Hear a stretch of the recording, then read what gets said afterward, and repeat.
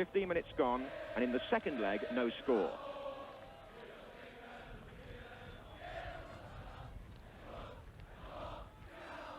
Taken by Lloyd.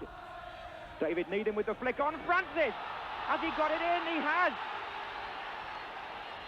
Well, well, well, the goal that Forest needed, wanted and were desperate for, and Francis, the man around whom there's been so much discussion, puts the ball in the net from Needham's flick on.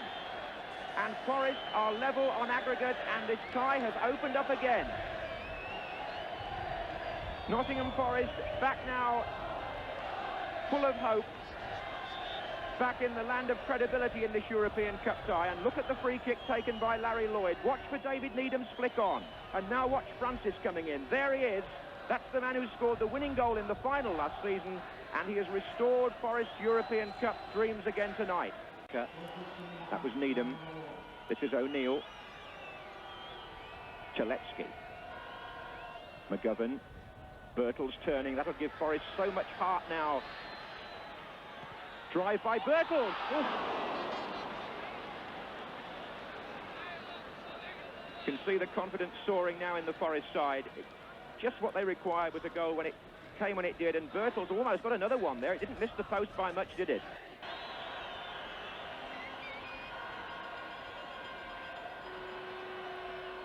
Chaletsky plays it short, driven by Brillat, and Shilton got down superbly. The linesman may actually have seen an offside there. I don't quite know whether there was a player ahead of the defence. It looked to me as though there was a player offside, but Shilton's save was magnificent and necessary.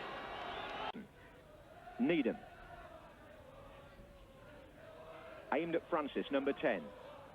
Takes on Tropar and beats him, and Birtles is in the middle. Oh, that was a fine move by Forest, and could so easily have brought their second from Gary Birtles. Watch Francis here. This is where he played in the European Cup final, on the right.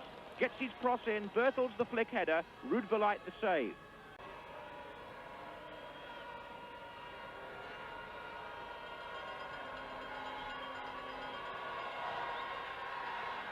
Riediger came in.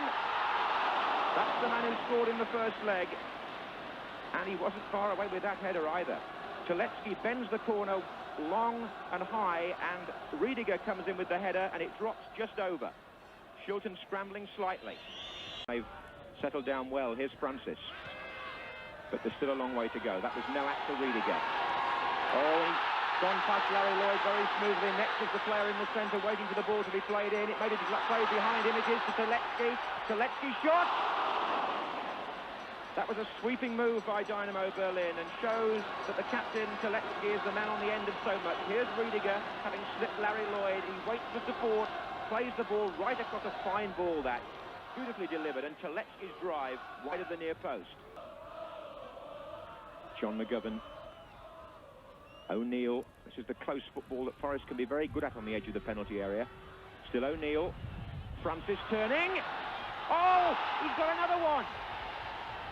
No, it hit the bar, and it's play on, is it? Or has the referee given the goal? The Germans think it's a case of playing on. The referee has gone back to the centre, and Francis' arms raised, and the goal, will it be given? He's looking at his linesman, and a goal has been given, it would appear. The Germans tried to play on, but I'm sure the ball was in the roof of the net, and Francis gets another one. And Forest are now in front. 37 minutes gone, and a tremendous piece of finishing there. Just watch this. The ball played in low, Francis turns, he shoots from the narrowest of angles, it's over the goalkeeper, it crashes against the underside, but it's over the line. May have looked a bit like the 1966 World Cup final, but believe me, that one also counts. Move and broke for Forest, who may well get even more space now, because the Germans have got to push people forward, and here's Frank Gray for Forest looking for Birtles on the far side. Running slightly into trouble, but can he find Robertson? Francis is over on the far post. Oh, penalty, is it? It's a penalty. Is it? Yes, the Forest. The trip on John Robertson, and Forest have a penalty. 5 minutes before half-time. And the interesting thing now is that Trevor Francis has walked forward to have a quick discussion, but Robertson is the penalty taker, and I'm sure he'll take it. He missed his last one in a European match in Barcelona in the Super Cup.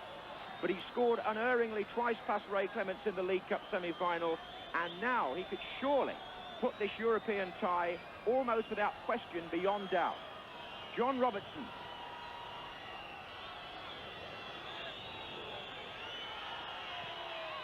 And he seems to have done so. It's 3-0.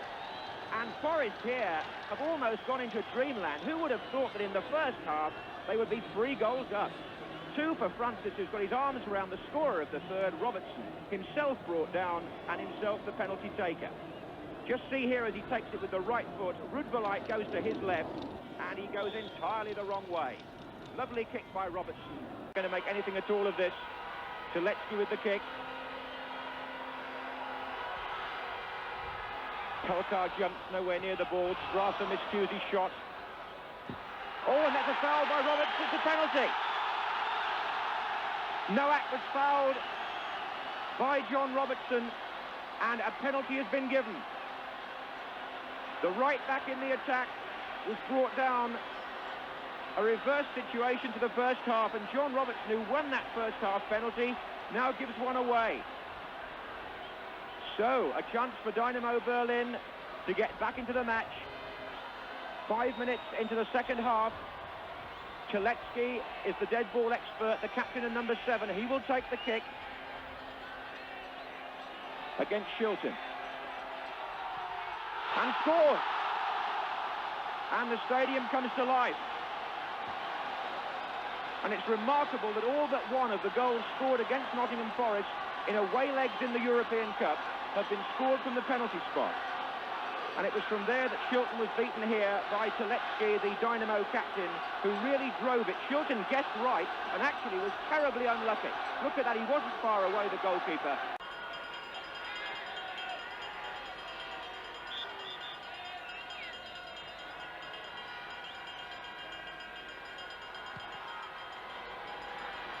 Shilton crowded out there, but oh, it's still loose. And is it in the net? No, it isn't. The goalkeeper seems to have fallen on the ball right on the line.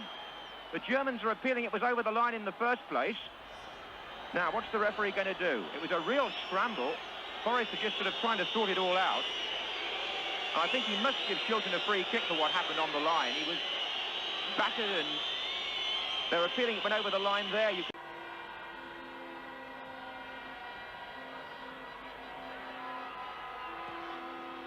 Played short for Ulrich to drive it across. Oof, my word, that was a close thing.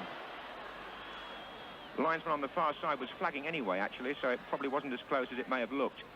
Ulrich was the man that made the run down the left, and there was just a touch on it at the near post, which sent it out for a goal kick.